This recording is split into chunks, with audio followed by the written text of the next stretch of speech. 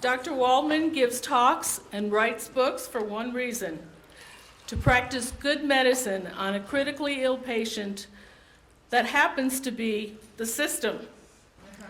The patient's name is healthcare. As you will hear and read, you are the only person who can fix healthcare. You need to do this for your own sake, as well as the welfare of your family and even your country. In Dr. Waldman's mind, this is not a partisan political issue at all. Healthcare is a sick patient that needs proper care and has not been getting it.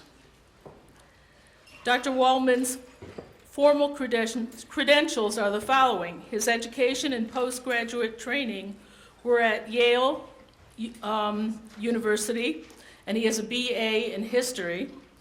Chicago Medical Center, Chicago Medical, and he has an MD from Chicago. The Mayo Clinic, Northwestern, Harvard, and Anderson School, at which he got an MBA.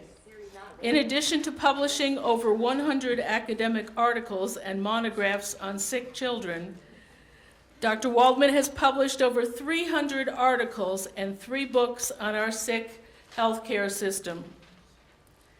He is currently the emeritus professor at UNM in both the medical and the management schools. He was appointed by Governor Martinez to a recently formed board of directors to create a New Mexico health insurance exchange mandated under the Affordable Care Act. And he's trying to create one that will do the least amount of damage. The book he brought copies of, Uproot U.S. Healthcare, is a physician's view of healthcare, the view of someone who rejects the label of Republican or Democrat and proudly calls himself simply an American doctor. His latest book is titled The Cancer in Healthcare.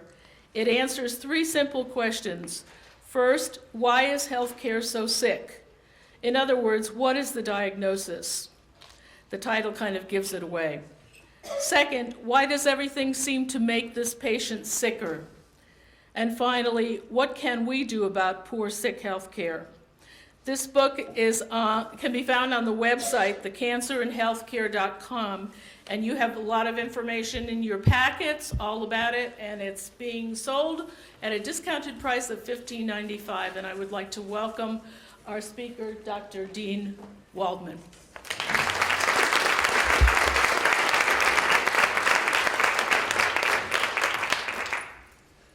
It's my pleasure to be here. I would qualify that that's the website price. It's actually in the back for $20, so just so you're aware that I don't want false advertising.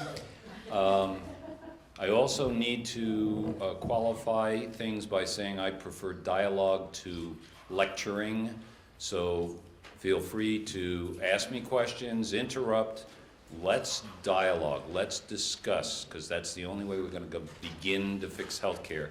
And as Sarah Lee said, I kind of gave away the diagnosis. There's the title right there, Healthcare Has Cancer, but I have to emphasize the following second line. Washington will never fix healthcare.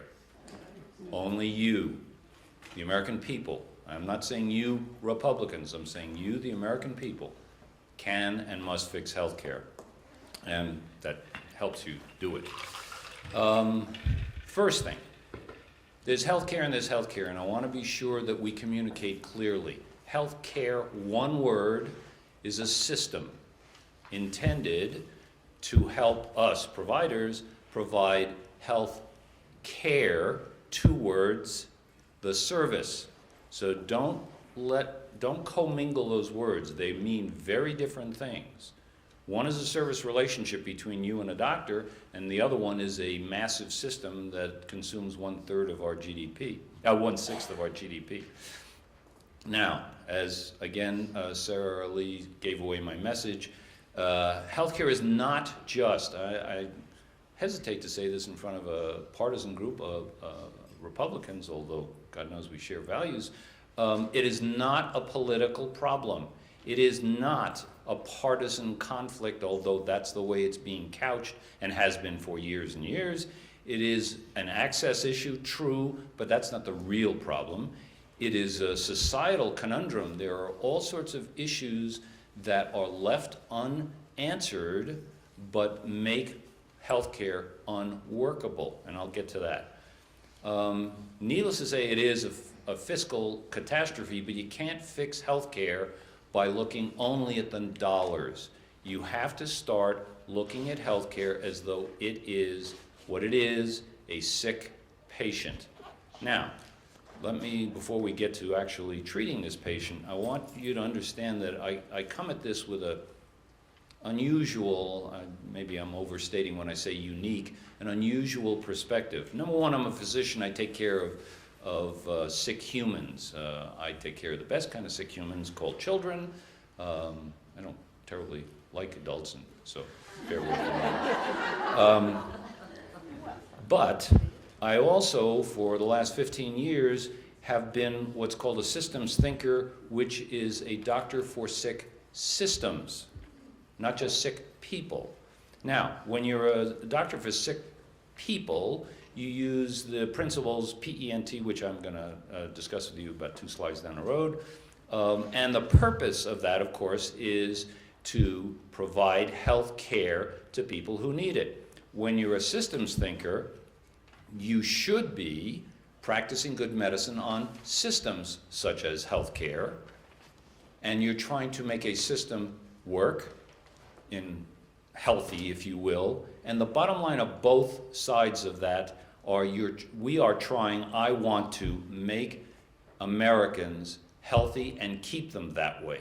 That is, and keep in mind that that's the purpose of the healthcare system. It is not to save money.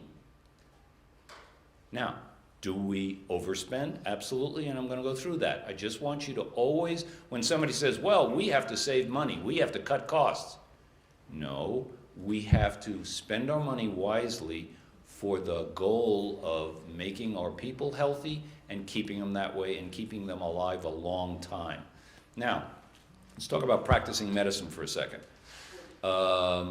Let's say that you're the patient and I'm the doctor. And I'm going to go through that PENT in just a second, but I want you to keep in the back of your mind, when the doctors in Washington prescribed for sick health care, is what they did good medicine? I'm going to answer those questions, but I want you to think about that as we go through this. So, first thing, PENT. First thing, this is just standard, any doctor will tell you that's the way he or she approaches a patient. The first thing you do is you make a partnership with the patient. You don't dictate to the patient. You don't, throw him down on a table and operate on him against his will. You make a discussion and a partnership with the patient. Then I would turn around and say, is that what Congress did? Well, everybody in this room knows that every poll from the time that the Affordable Care Act was passed until about 10 days ago was the latest one I've seen, has shown greater than 50% of the American people don't want it.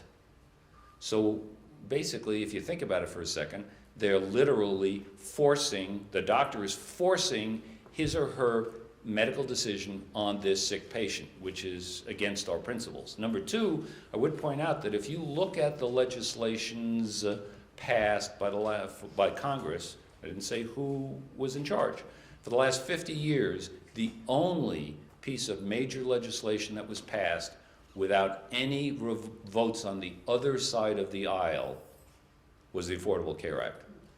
As I assume you know, there were 0 Republican votes for that. So again, that's certainly not what you would call a partnership, because whatever majority-minority Republican legislators represent a large a plurality of our country. In terms of values, I would say a majority. Congress did not make a partnership with patient health care. Number two, PENT, evidence. I'm not going to stand up and say to you, you need medicine X. I've never seen any reports on this. I have no idea whether it'll work or not. I have no proof that it'll work or not. I've never seen anybody try it on anybody. But I think it's a good idea, so let's do it. Okay? Well, that's malpractice, obviously. Well, did Congress have any evidence that the Affordable Care Act would do what it promised it would do to for the American people. I didn't say, I was about to say to the American people, but they did. All right. Yep, sorry about that, but yes, exactly. I slipped there, sorry. Sigmund is laughing at me. All right, number 3. When you discuss with your patient, with your doctor, your medical condition and what he or she is recommending, you're going to say, well, what are the risks? What are the complications? What's going to happen to me 2 years from now, 5 years from now? If I'm going to replace my hip, will it hold up for 25 years? Or am I going to have to replace the hip replacement 3 years down the road? You take a long-term approach. You discuss cost. You tell them the benefits. You tell them the probability of those benefits. Did Congress do any of that with the Affordable Care Act? I mean, quite obviously the answer is no. These are semi-rhetorical questions, but I have to put them down so that I'm complete. And finally, the most obvious that a lot of people forget, we are supposed to treat the cause of your illness, not the symptoms of your illness. If you walk into a doctor's office complaining of a headache and he writes you a prescription for morphine, that's not good medicine, okay?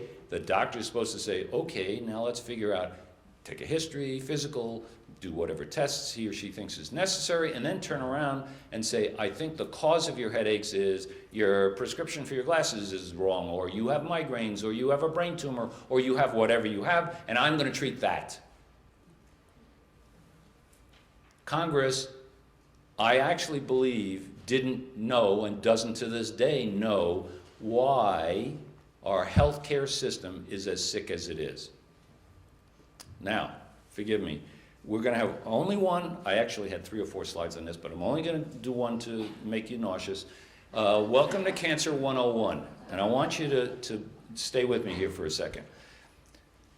Think about a normal cell and think about a cancer cell. And by the way, in case you don't know, the word cancer actually comes from the Greek word which is karkinos, which means, looks like a crab.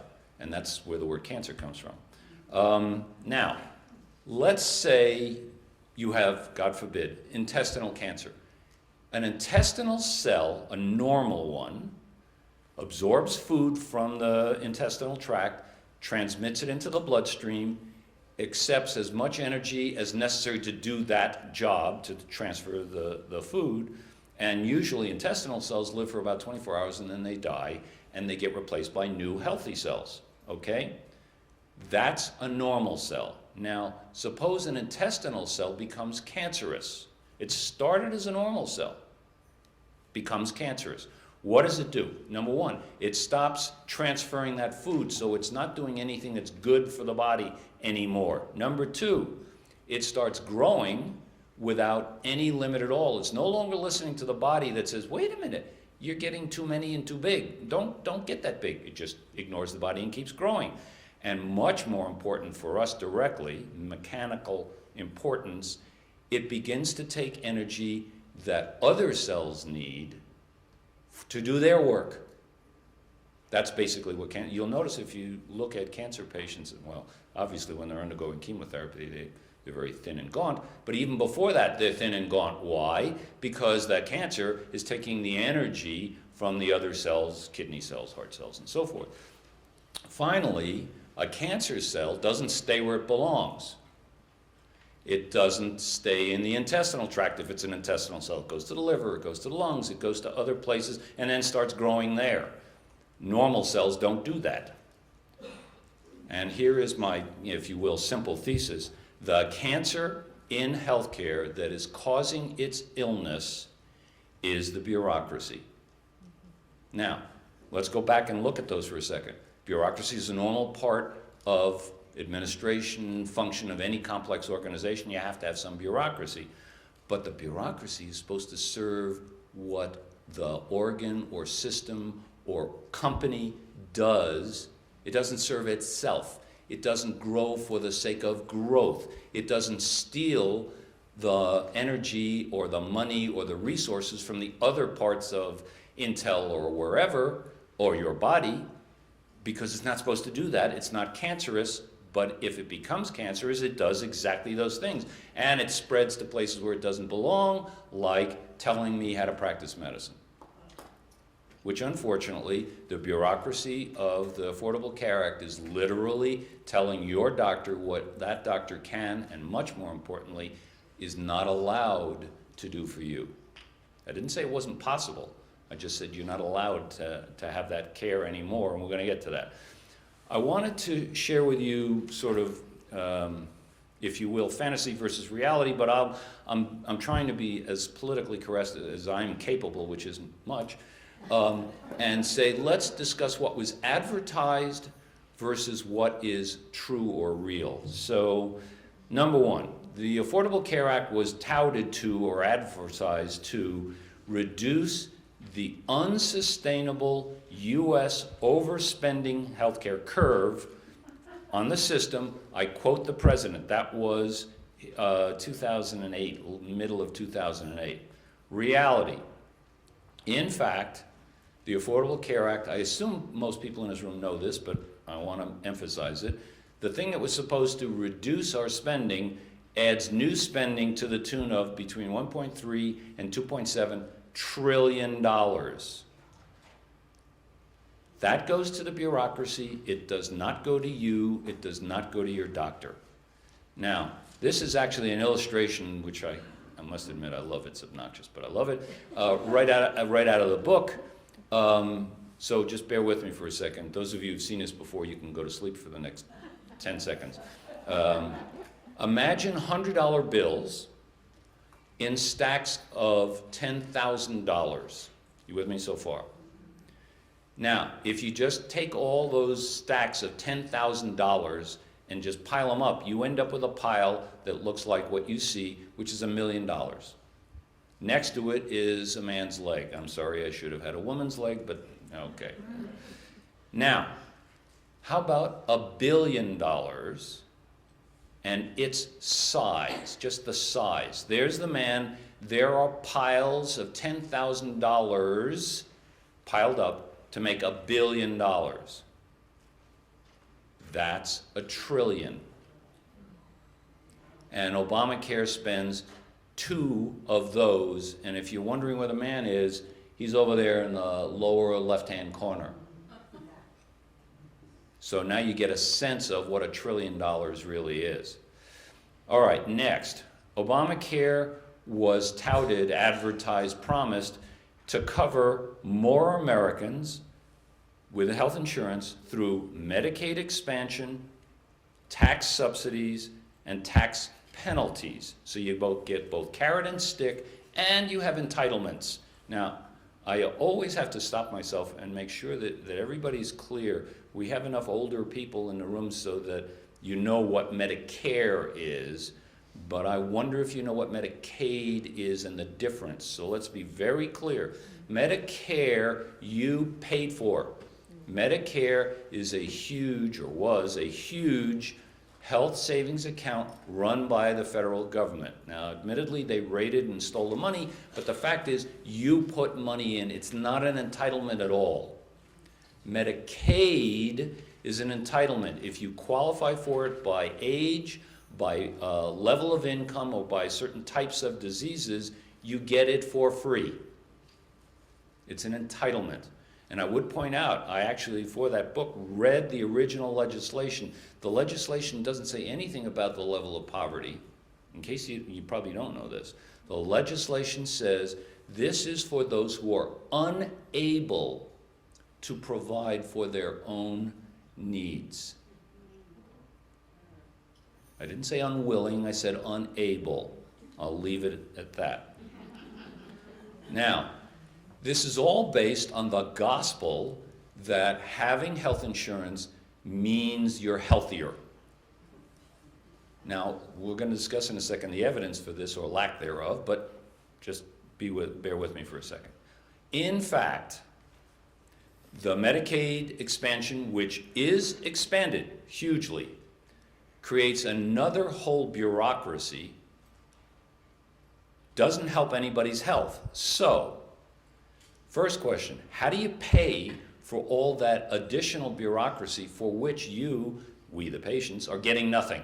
You're not getting anything for it, you're just paying for it. Number two, nobody talks about the 24%, and we need to. 24% of every emergency room in the United States, more or less, are people who are here illegally, who are sick, and they need care. And they get it for free. They are, as you'll see in a second, exempt from Obamacare. And here's the question. 24% of all of those people qualify for Medicaid and don't choose to sign up. So when you expand it, what's going to happen to the 24% who don't want it in the first place? I fear it's going to be 30%. There are two studies that have come out in the last 4 years about the effect on health of individuals of having medical insurance, specifically Medicaid. Bottom line is, one study, which was actually fairly good, the second one is even better, says that there is no medical benefit at all to having Medicaid insurance. In other words, the outcomes for people with no insurance and the outcomes for people with Medicaid coverage are the same. And the second article said that 18% of that 18% more with Medicaid die after surgery than those with no insurance at all. So, one case, no case, I'm merely giving you the data, the evidence. It's one of the things I keep pushing and pushing. Let's discuss the evidence. I'm not interested in opinion and dialogue and bombast. I want to hear your opinion and your evidence, and I want you to listen to my evidence. That's the evidence. You can do what you like with it. And I keep asking the same question over and over and over again. Again, my favorite rhetorical question. That tax subsidy, isn't that our money that they're giving us and then making us spend? I don't get that. Okay, next. The Affordable Care Act was touted, oh, this one, my stomach's pretty good, so I won't do anything drastic, was touted to reduce our out-of-pocket expenses.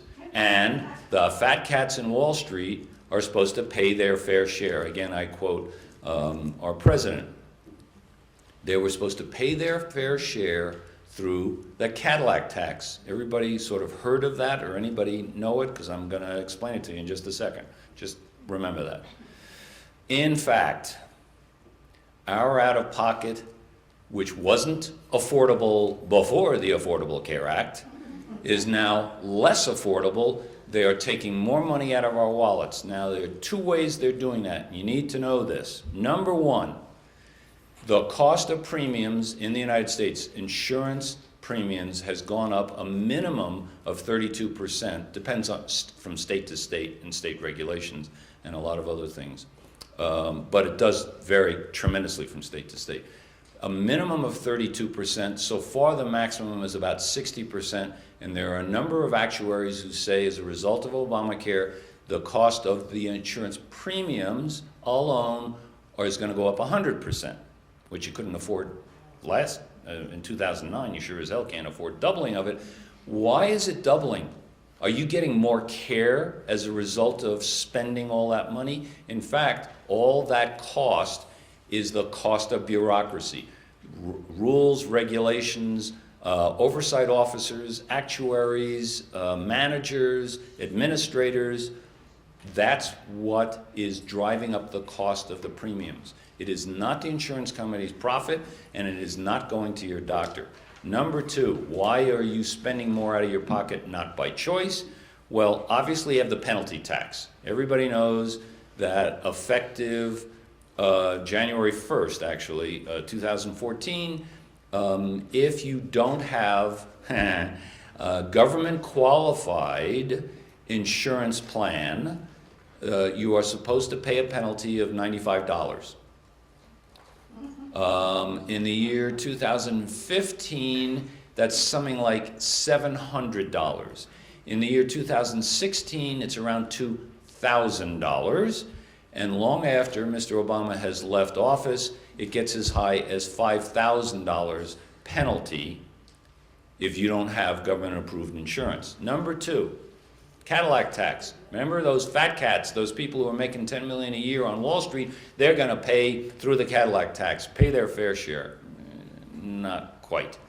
Cadillac tax has absolutely nothing, this is straight Obamacare law, has nothing to do with the person's income. Doesn't matter whether you drive a Cadillac or a Mercedes or you can't afford a car at all. The Cadillac tax refers to how robust your insurance benefits are. All right, now stop for a second and think. Who are the people in our society who need insurance more than other people? Well, people who are at risk, like policemen, firemen, steel workers, people who are going to be injured in their line of work or injured in their lives. They're the ones, and they're usually not the ones driving Cadillacs, but they're the ones who are going to pay the tax. My friend Josh Archambault in Massachusetts, policy think tank there, did the analysis of what it was in Massachusetts. I cannot tell you what it is here, even though I'm on the board of the Health Exchange. I cannot tell you what the Cadillac tax will do to us yet. Ask me about 6 months and I'll answer that. But I can tell you Massachusetts. Massachusetts, for a middle school teacher, because the teachers union has good insurance, middle school teachers will pay $2,400 more a year in addition to what they couldn't afford in the first place. And you know what school teachers make. A tenth of what they should make, but okay. Be that as it may, I think all first grade school teachers should get paid $100,000. I think they're the most important people in our society, and I say that as a doctor. Okay. Policemen in the state of Massachusetts will pay $5,300 more for insurance as a result of the Cadillac tax, and they're not certainly fat cats. And the worst, echoing John Sanchez, the worst, small business owners, this is Massachusetts, small business owners are going to have to pay $8,800 per employee a year to pay for Obamacare. So talk about an economic damper, talk about taking money out of our wallets that we don't choose to spend. Enough.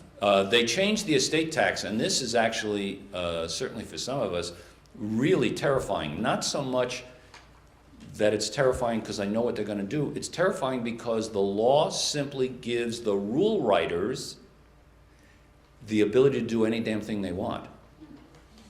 So if you ask me, and I was asked this, 3 days ago, what changes are going to be in the estate tax? I can honestly answer, not only do I not know, nobody knows, because they haven't written the rules yet. So for all I know, they're going to double, triple the estate tax or eliminate it. Whatever they're going to do, I don't know, and they've got a blank check to do it. And finally, the medical device tax. Now this one's kind of fun in a very perverse way. The medical device tax says, in order to pay for Obamacare, to raise, actually they estimated between $30 and $40 billion from just this tax, if you make a medical device, a heart pacemaker or a wheelchair, a stent for your coronary arteries, if you make a medical device, you have to pay us 2.3% of your gross revenue, not profit, revenue. Okay, now, I don't need to tell this group what that's going to do to research and development for future devices. It's going to crush it. And here's the really fun part. Both Republicans and Democrats in Congress have been trying to get this, both have been trying to get this out of the law, and the White House won't let them. So I find that rather interesting, that they are agreed that this is a wrong thing to do, but they can't change it. Now, I'm almost at the end of this part. You know, I'm an economist or a healthcare economist. I have an MBA. The ACA was touted, again, I paraphrase, but I'm pretty close to the president's words. We're going to economize, we're going to cut costs through the use of market forces through the health exchanges. Now, I will tell you that some of us tried to get the word changed from health exchange to health marketplace to make the point, okay, we were rejected out of hand. In fact, I assume you know the supply and demand, right? Okay, the Affordable Care Act mandates the benefits. This is what a qualified plan must offer. For my wife and myself, I'll get a little personal, and so we have to pay for contraception and, more importantly, maternity benefits. Now, Lori in the back knows I would love to have more children, but it's a little late for me, and Mary said, no way in the world. So, my point is, I'm paying for something I don't want, I don't need, okay? So, the benefits are mandated. Meanwhile, the payments, not to the bureaucracy, but to the providers, are fixed by federal law. So, you've got fixed supply, fixed demand. The last time I looked, that ain't a free economy, that's a controlled economy. Without a free market, there is no reason to economize. Basic economics 101. But the administrative expenses keep rolling through, and they have no reason to economize, and they take the dollars. The last two advertised versus reality. Number one, it will cover all Americans. And I told somebody earlier before I got up here that I was going to say this, so I'm going to say it. Yeah, it covers all Americans, but I still haven't gotten the exact number, and I'm trying hard. A minimum of 1,400 organizations, a maximum of 2,200 organizations, unions, businesses have been exempted from Obamacare, or they've been given waivers, or in the case of Congress itself. Now, let me give you a little semantic trick. Both Sebelius and the president have said Congress is not exempt from Obamacare, and they're right. They are not exempt from Obamacare. What they did do was they classified themselves as special circumstance, and they are providing subsidies to themselves for what they considered the excessive costs of Obamacare insurance. Now, I gotta admit, I found that a little ironic, but nonetheless, so you're clear on the evidence. They are not exempt by law, they are exempt from the real consequences of Obamacare. Then, of course, we have illegal residents. You will know, am I good for time? You probably don't know, so this is something I need to explain. If you remember at the very beginning when the president made the push for Obamacare, he's talked about over 40 million uninsured Americans. People kind of remember that number? Well, you got good memories if you remember it, because he did that, I want to say January 2008 or February 2008.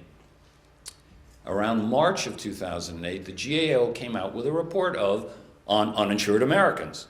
Okay, and there were indeed somewhere around 40 to 45 million uninsured Americans, of which 12.5 to 15 million were illegal residents. You will notice that after that report came out and after some staffer read it, suddenly the president was talking about 30 million uninsured Americans.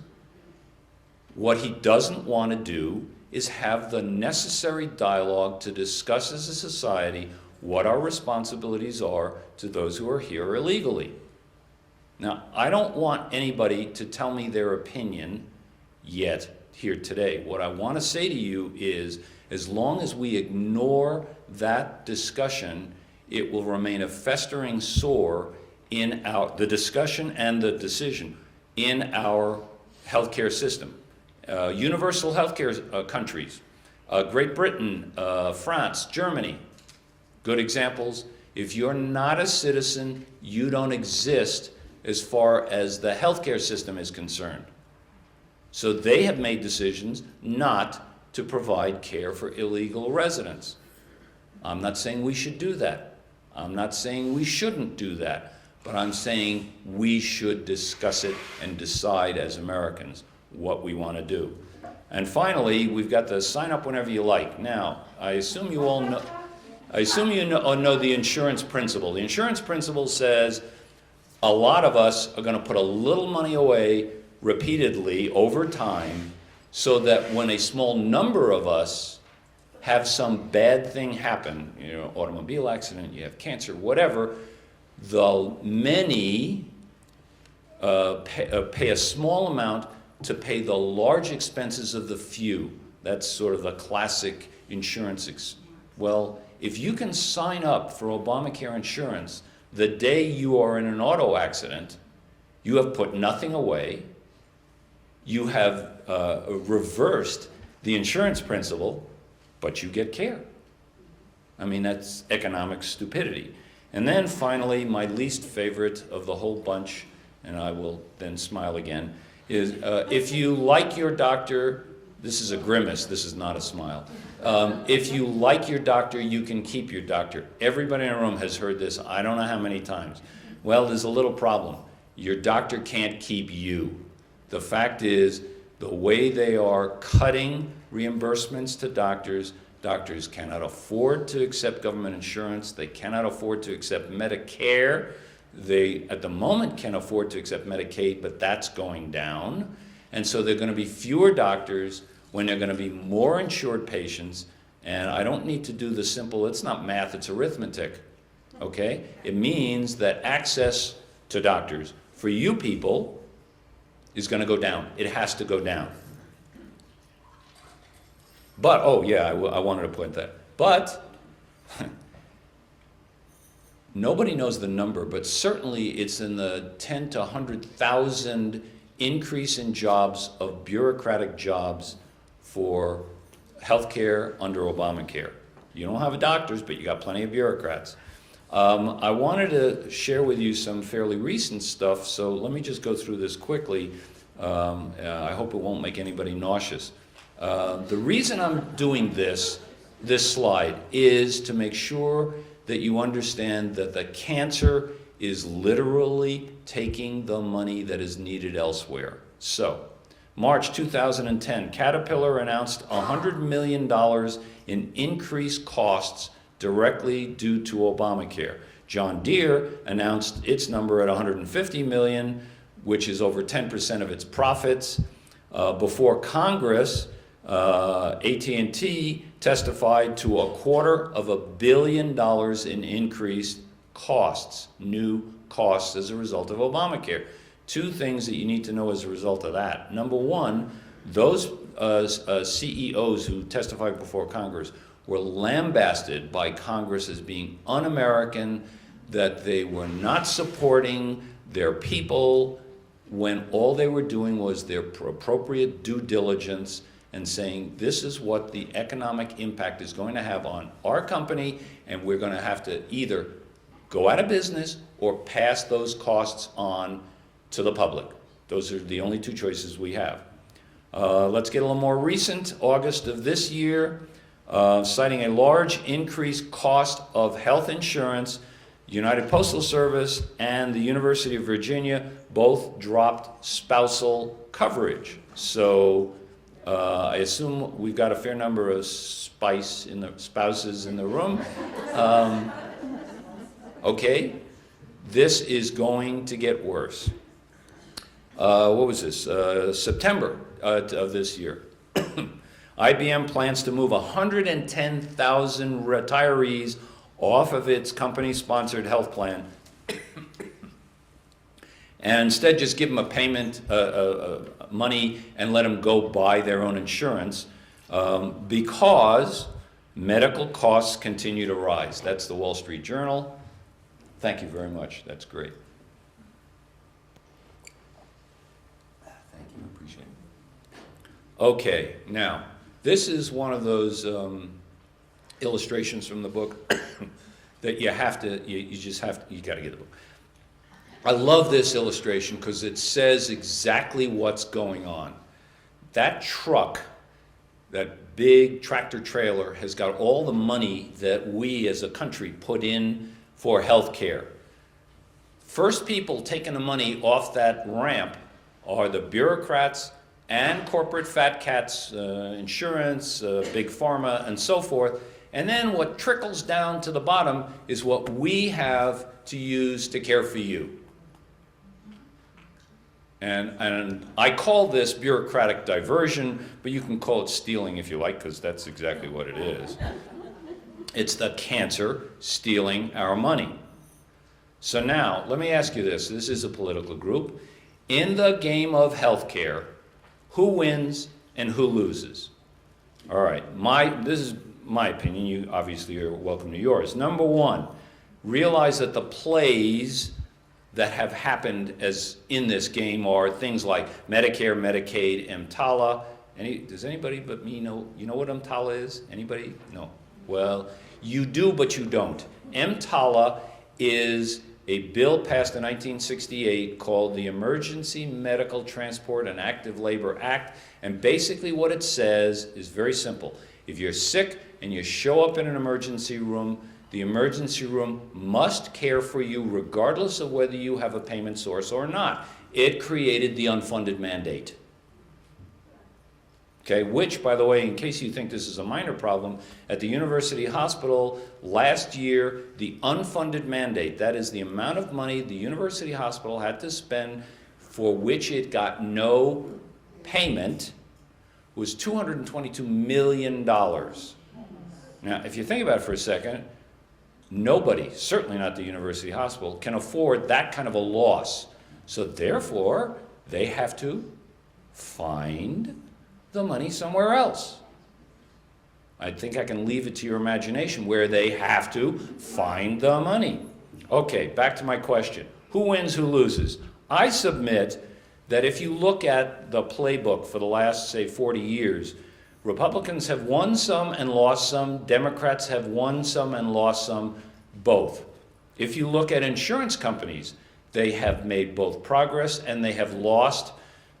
Big Pharma has made progress and actually is one of the most successful in terms of return on investment for your portfolios, separate issue, you can get, but they have been winners and losers. Hospitals and providers generally are more losers than winners, but there have been some things that we have won on. Anybody want to argue with that? The one consistent loser for the last 40 years, if you look at each one of those pieces of legislation, has been we the patients, and the one consistent winner has been the bureaucracy. Every time they pass something, we have to pay more money, we get less care, and the bureaucracy grows. So, why is Washington not practicing good medicine on healthcare? I want you to think about it in your mind and answer it in your mind. Why are we spending more as a nation, not less? Why are we expanding a questionable program called Medicaid? Questionable in certainly its medical outcomes, and without question, overly expensive and inefficient. Why are we expanding it? Why is the federal government taking more and more out of our wallets? Why are they suppressing, not releasing, the free market? And here's a very simple answer to all of those questions. The stated goal is not the true goal. The stated goal is to fix healthcare, and the true goal is to help the cancer. Now, I love this. I actually reviewed the YouTube video of Nancy Pelosi saying this, and I have a reason for this. All right, March 2010, in an interview, then Speaker of the House Nancy Pelosi said, and I quote, "We have to pass the bill." At the time, the bill was H.R. 3590, which became the Patient Protection and Affordable Health Care Act, also known as Obamacare. We have to pass the bill so that you, the public, can find out what is in it away from the fog of controversy. Now, two things. Number one, I submit that controversy, dialogue, and discussion is what blows away the fog. Okay? That's just how our country was founded, and that's just what we need.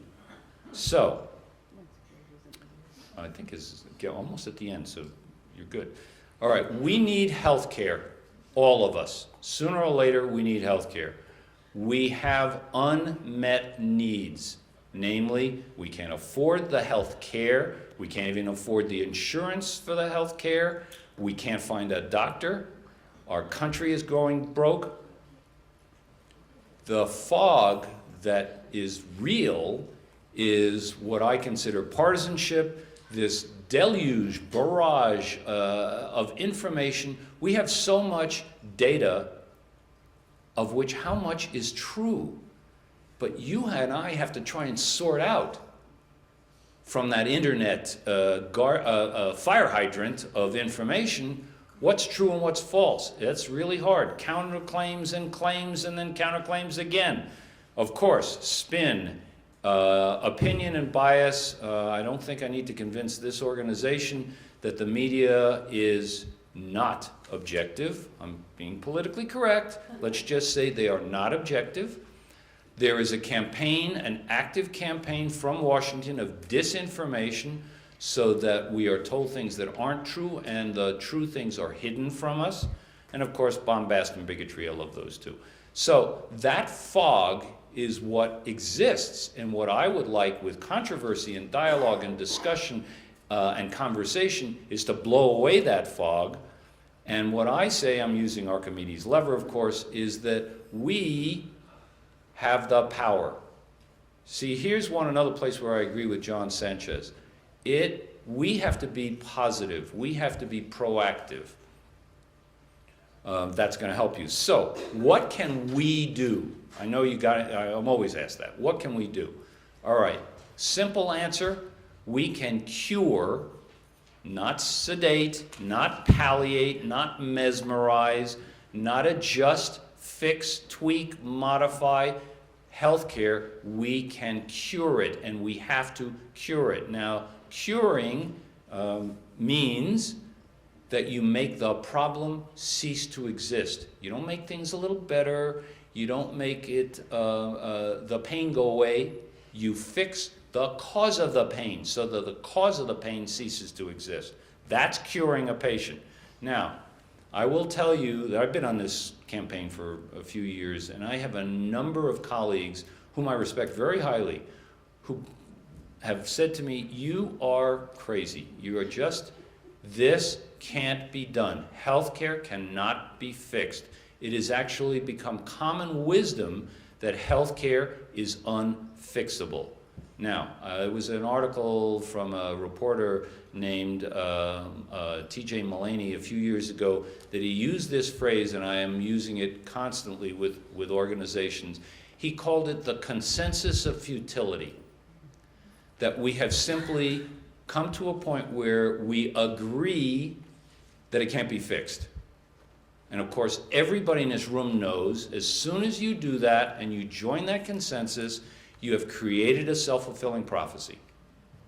So I reject it. I have a congenital problem. My congenital problem is I am an optimist, not a realist.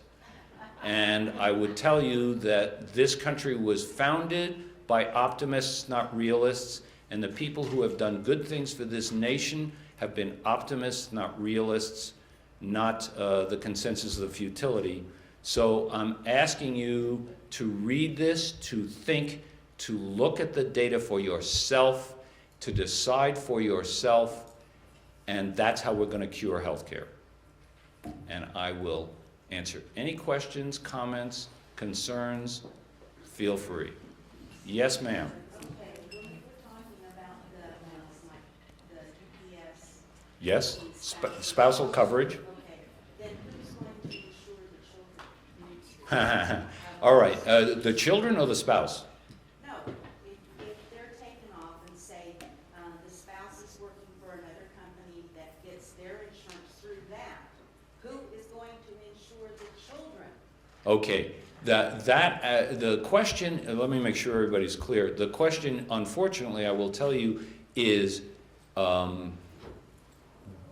state by state based. The question is, children get caught in the insurance rules.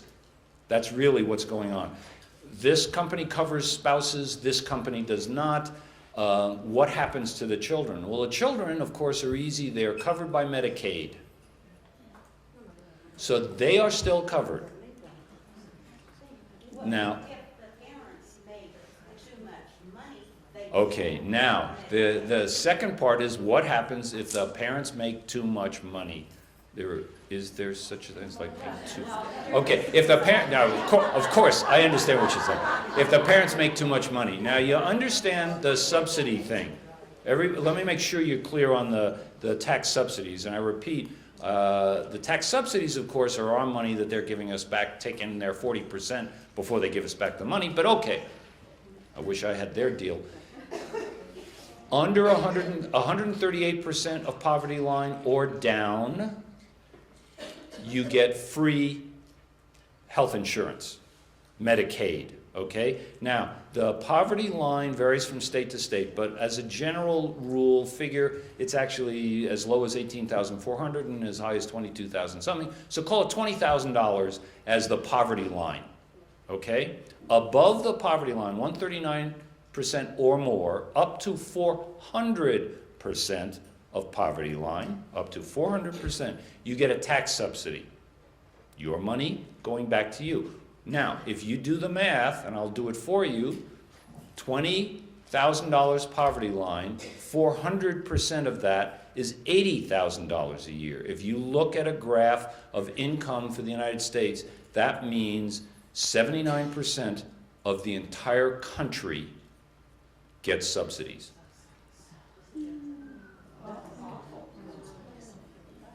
I'm just telling you the law.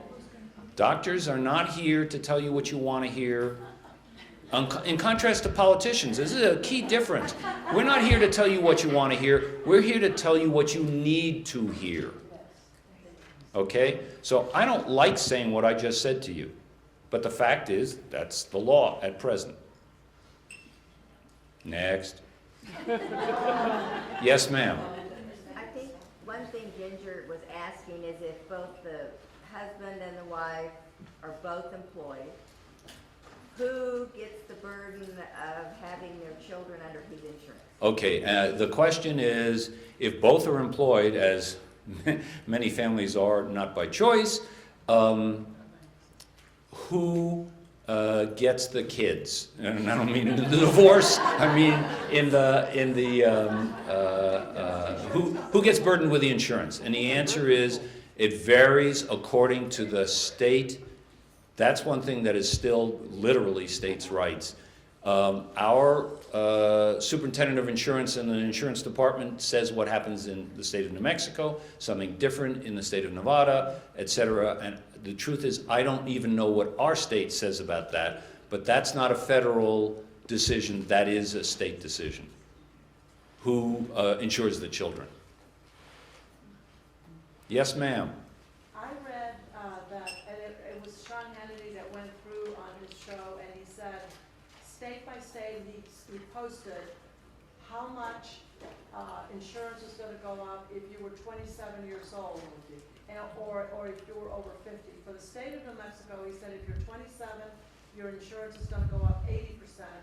If you're over 50, your insurance is going to go up 8%.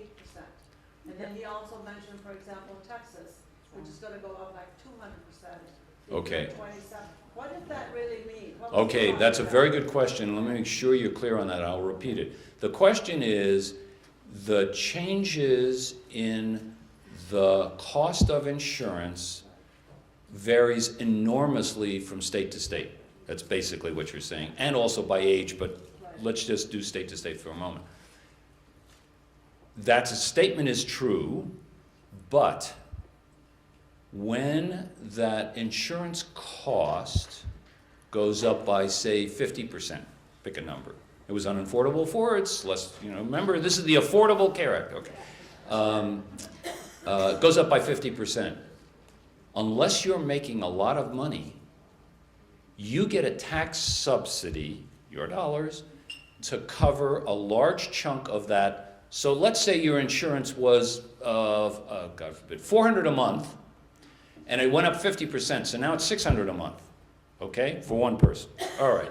The tax subsidy covers $300 a month, so you see that you actually go down from the $400 you were paying before Obamacare to $300 now, and you think, oh, that's great.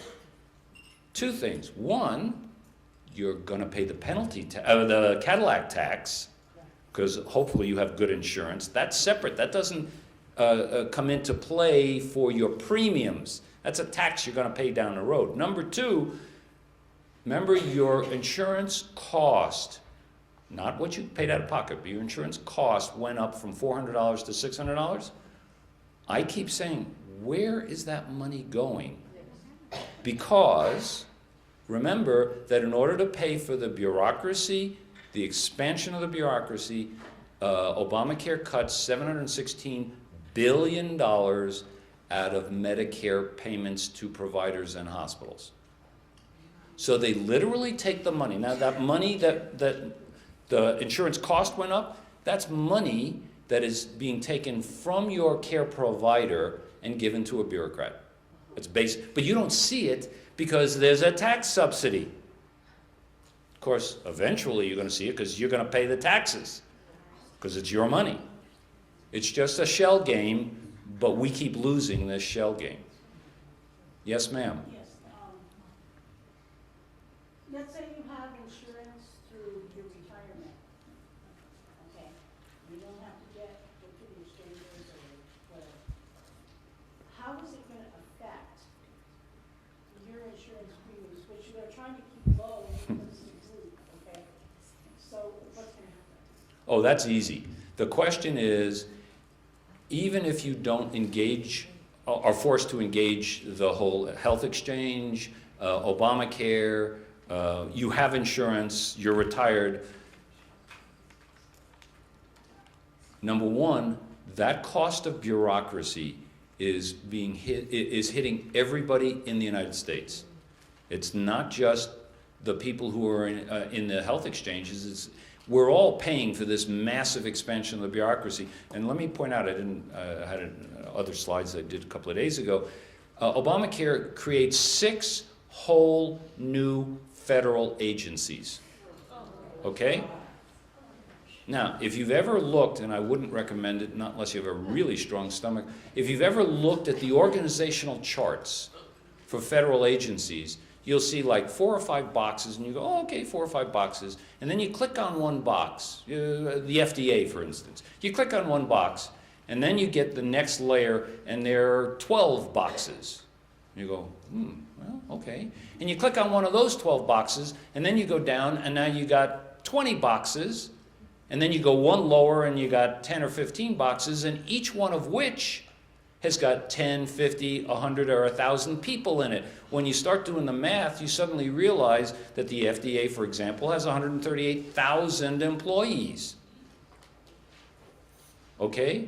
But it looked really simple with just only 5 boxes on top. Okay, what's my point? That increase that you're going to have to pay in some manner or means pays for the expansion of the bureaucracy. And that's why when we talk about Obamacare, or we talk about the Patient Protection and Affordable Care Act, which is really deceiving in its name, it is the Bureaucracy Expansion Act. And as I have said before, and I am saying over and over, bureaucracy has become the cancer. Yes, ma'am.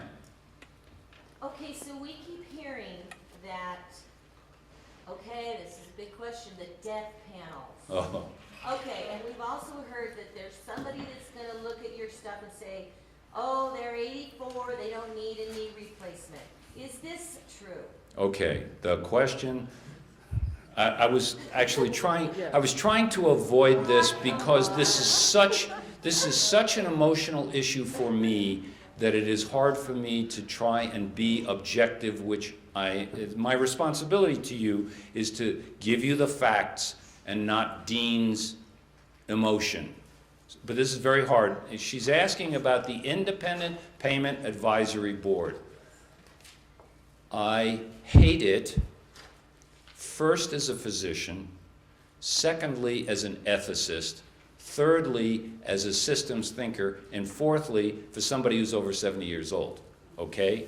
Now, the Independent Payment Advisory Board is an organization that will be appointed, or has been, we don't know because they meet in secret, has been appointed or will be appointed by the president.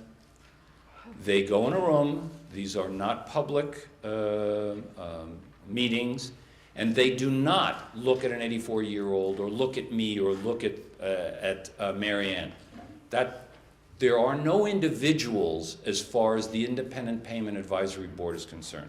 They simply say, this is our budget, this is the budget allocation, and this is the data based on number of people who have a condition and how much that condition costs to treat. Okay? And then they say, for example, which they do in Great Britain right today, kidney dialysis and transplantation over the age of 55 is not considered cost effective, and so we don't pay for it. Therefore, it's not authorized. Therefore, the doctors in Great Britain can't do it. So, when Sarah Palin said this was a death panel, I regret to inform you she was completely right. Now, it's not a death panel in the sense that they decide of an individual lives or dies. They decide that an expensive group dies. Great Britain today, over the age of 65, if you need heart surgery, They all come to America. now, at the moment that's true. She says they all come to America. That's true if they have money. Now let me give you a real scary warning.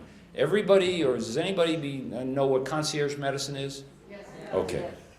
Concierge medicine is what I call real medicine that my grandfather practiced. He took care of a patient. The patient opened his wallet and paid him $2 or $5, and that's concierge medicine. The doctor was responsible for the well-being as best he or she could. In his day, there were no she's, there were almost none. Doctors, women don't go. And then the patient paid the doctor. In Canada today, that doesn't exist.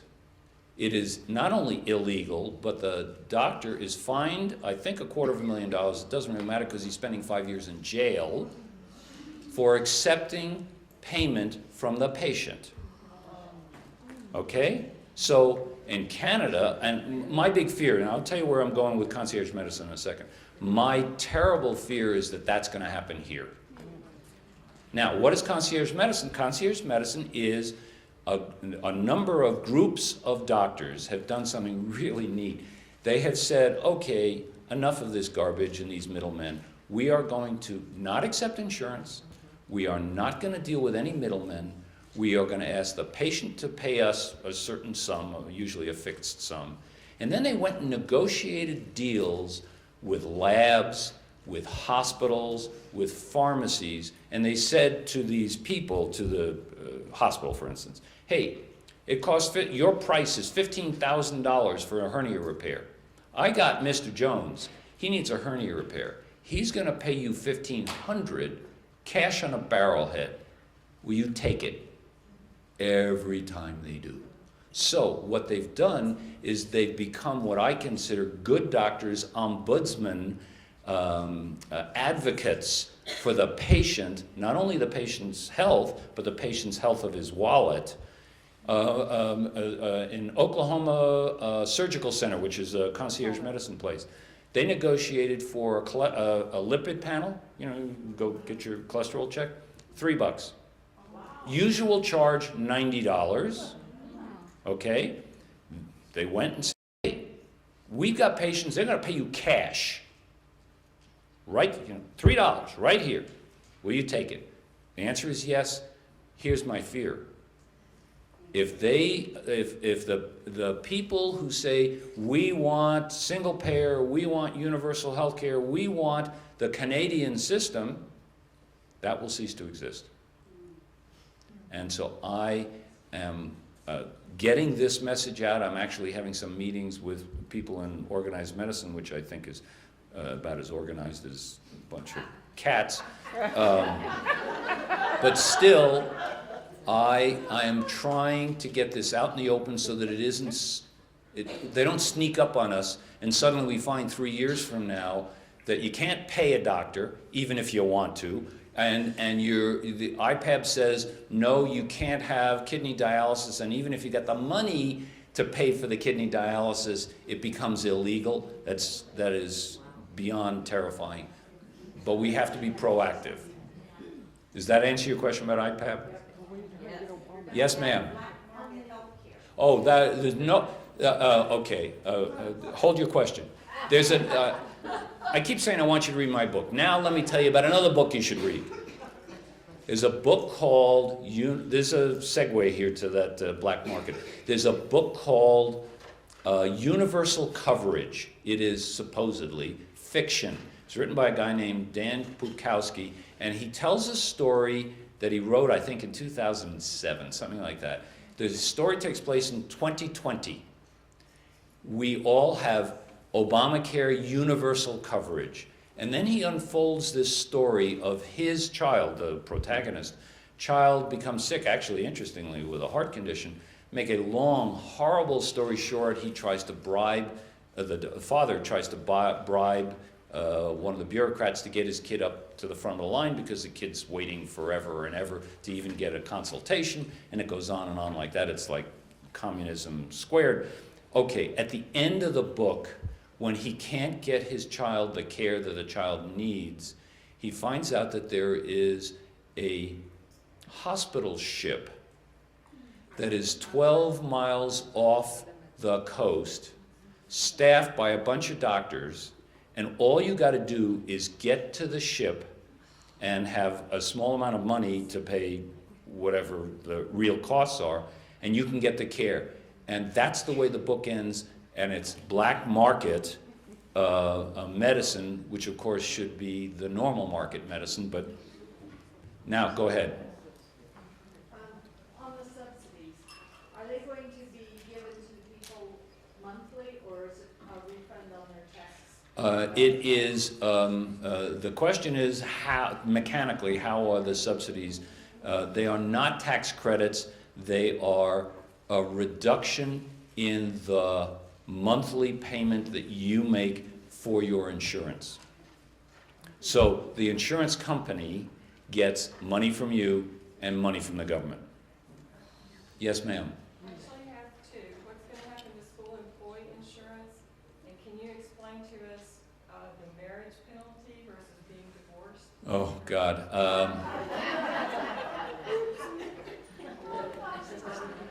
This is another one of these things I really don't want to answer. The way the law is written in reverse order, the marriage penalty, the way the law is written based on A, your marital status, and B, your two incomes, there are situations where it is actually financially advantageous for you not to be married. Okay? And I can tell you that legislators on both sides of the aisle, not just the Republicans, there are plenty of Democrats who find this just as egregious as everybody in this room does, and they're trying to figure out a way to fix it. But remember I told you that they're having trouble even getting rid of the medical device tax, which is much simpler than the marriage penalty. They're having trouble getting rid of it because there is this sort of intransigent attitude that says the law is written in stone. It can't hand it down from Mount Olympus. Moses brought it with him on the way down. But I can change it. I can give a waiver to 1,400 people. Oh, by the way, I can defer the penalty for large businesses, which was done by executive order and is absolutely illegal. Okay, now what was your first question? The question is what happens to school employee insurance, and that depends on the contractual relationship between the employer, which may be APS, okay, whoever it is, and either the federal government or the carrier that they are connected to. And that varies from school to school or union to union. And I don't know the answer. It's too variable to answer that question.